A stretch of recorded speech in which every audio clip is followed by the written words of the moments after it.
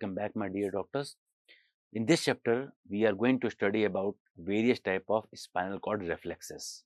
Okay, so reflexes, as we know, can be of mainly three types: monosynaptic if there is one synapse, bisynaptic or disynaptic if there are two synapses, and if there are more than two synapses, it is called as polysynaptic.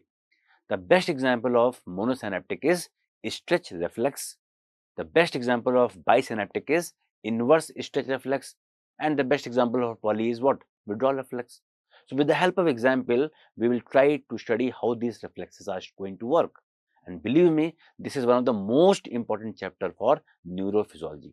Long question, short question, and understanding of proprioception, all these can be done if you understand these reflexes properly, how they are working. So starting with the first monosynaptic reflex, that is stretch reflex. So skeletal muscle with intact nerve supply, whenever it is stretched within physiological limit, muscle will contract. This is called as stretch reflex. If I take suppose 5 kg of dumbbell, my muscle will contract. 10 kg of dumbbell, muscle will contract. What is this? Stretch reflex. Indirectly, you are causing stretch in the muscle and muscle is contracting. Now, what is the stimulus of this stretch reflex? Stimulus is passive stretch. It is not active stretch, it is passive stretch. Even all deep tendon reflex, you are doing biceps jerk, triceps jerk, all this jerk, all deep tendon reflex, knee jerk, biceps, triceps, all are example of passive stretch. These all are example of what? Stretch reflex only. Okay. To understand this reflex, please try to understand the main muscle is called as extrafusal fiber, the bulk of muscle. It is called as extrafusal fiber, and inside that muscle there is a software, there is a chip. I will call it chip. Medically, it is called as what? Muscle spindle. Inside that muscle there is a sensor called as intrafusal fiber or muscle spindle. So every muscle has a small sensor called as muscle spindle or intrafusal fiber. So whenever there is passive stretch on that muscle, afferent will be carried by 1A and 2 fiber, and immediately 2 efferent will come, alpha efferent and gamma efferent. Alpha efferent will cause what? Muscle contraction. Alpha efferent will cause muscle contraction, and gamma efferent will increase the sensitivity of this spindle.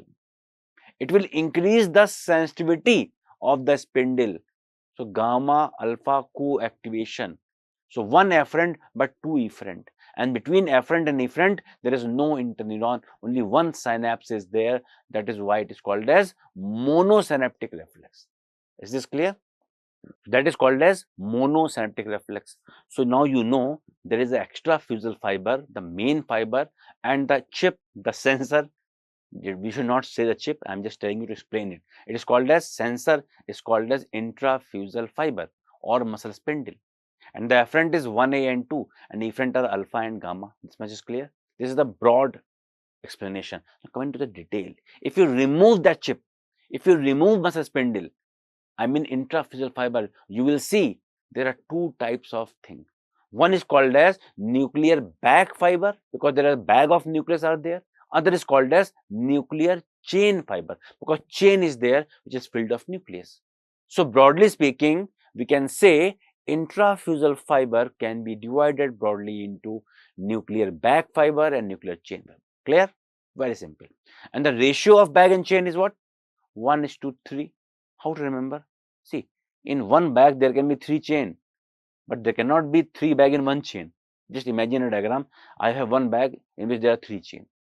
Okay, don't do it opposite wise. So 1:3. So bag is 1, chain are 3. For example, there are 3 nuclear bag. So how many chain will be there? 9. Okay. So nuclear bag fiber can again be of two types. One is dynamic nuclear bag, other is static nuclear bag.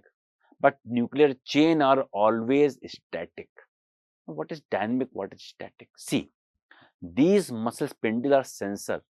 They sense what? Change in the length of muscle fiber. They sense any change in the length of muscle fiber.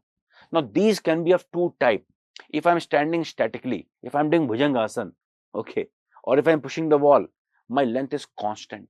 That will be sensed by the static, that is static change. But if I am moving, my length are moving continuously. It is dynamic. So one is dynamic, other is static. So nuclear bag has two different types. One is called as dynamic nuclear bag, sensing what? The velocity, the rate of change of length of muscle fiber. Other is static nuclear bag fiber that sense static tonic length of muscle fiber. And nuclear chain, doctor, they are always static. This much is clear. So you can see in this diagram, nuclear bag is dynamic also, nuclear bag is static also, but nuclear chains are always static. This much is clear. Now, I told you the afferent are 1A and 2, but here I will tell you the very precisely that 1A fiber is also called as primary nerve fiber, also called as annulospiral fiber, is taking afferent from everywhere. Nuclear bag also, nuclear chain also. Dynamic also, static also. So primary nerve fiber 1A is sensing both dynamic as well as static change in the length of muscle fiber.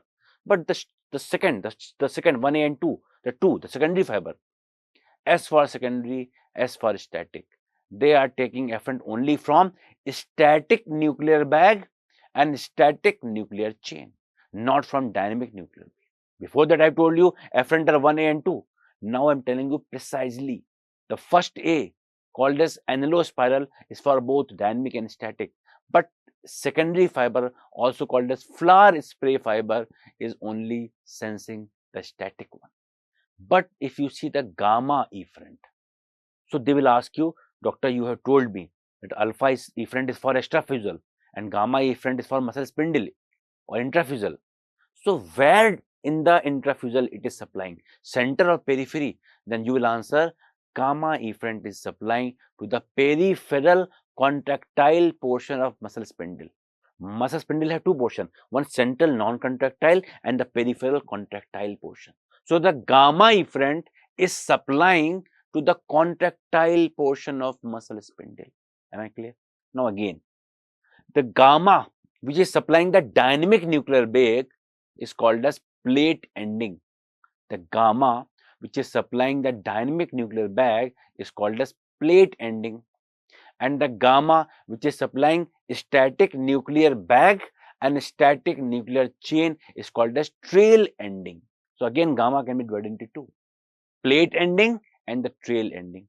And of course, you know, they supply to the peripheral contractile portion of muscle spindle, not central, because center is non-contractile. It is increasing the sensitivity of muscle spindle. How? If you want to play tabla or guitar, you will tighten the string so that you can increase the stimulus. So by tightening the spindle, afferent will be more pronounced. So they are tightening. So what is role of gamma? To increase the sensitivity of muscle spindle. That is why when reflexes are not coming, do you remember in your clinical lab, they do all the reflexes, they demonstrate all the reflexes, and if they are not coming, they ask you to clench the teeth or do like this. When you do like this or clench your teeth, gamma motor neuron discharge increases, sensitivity increases, and reflex become more pronounced. This is called as Genrasic maneuver. This is called as Genrasic maneuver, very important. And in hyperthyroid, you will get brisk response. Reflex is very brisk. In hypothyroid, you get delayed response.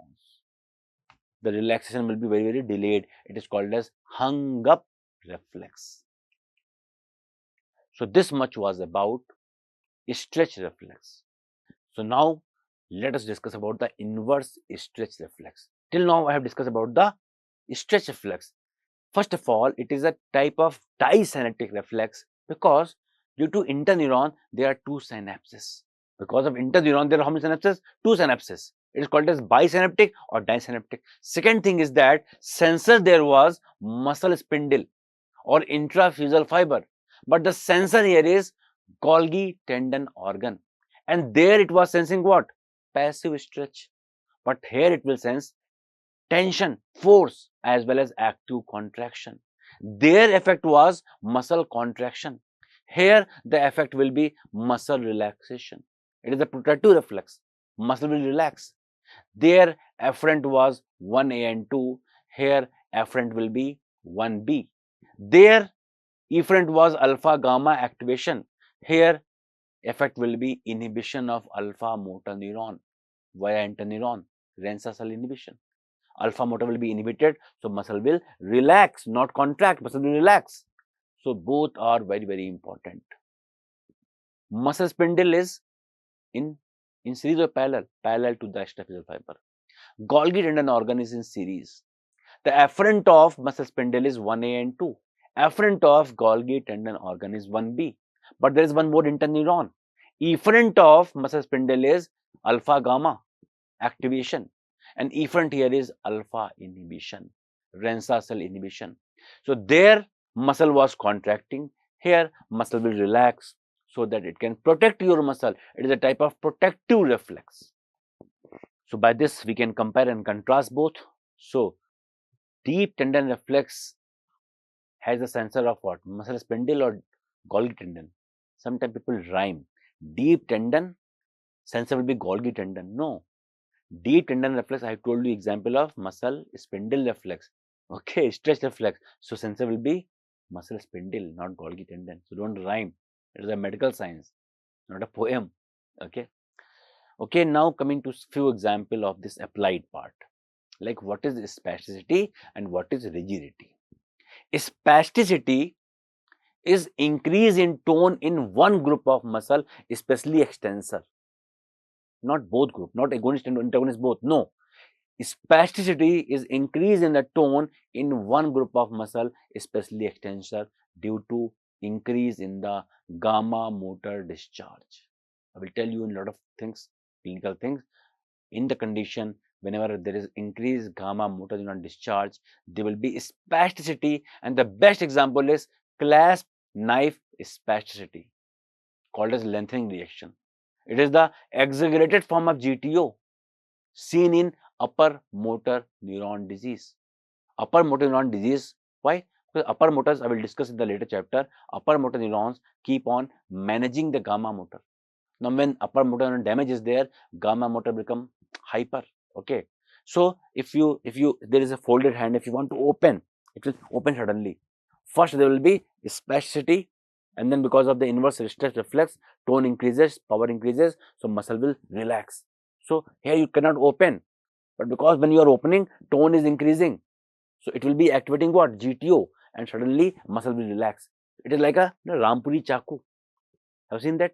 It is called as clasp knife. If you want to open the knife, initially it is not opening, suddenly open. It is called as clasp knife spasticity. It is not rigidity. It is spasticity seen in upper motor neuron disease. Second word is rigidity. That was due to increased gamma motor neuron discharge.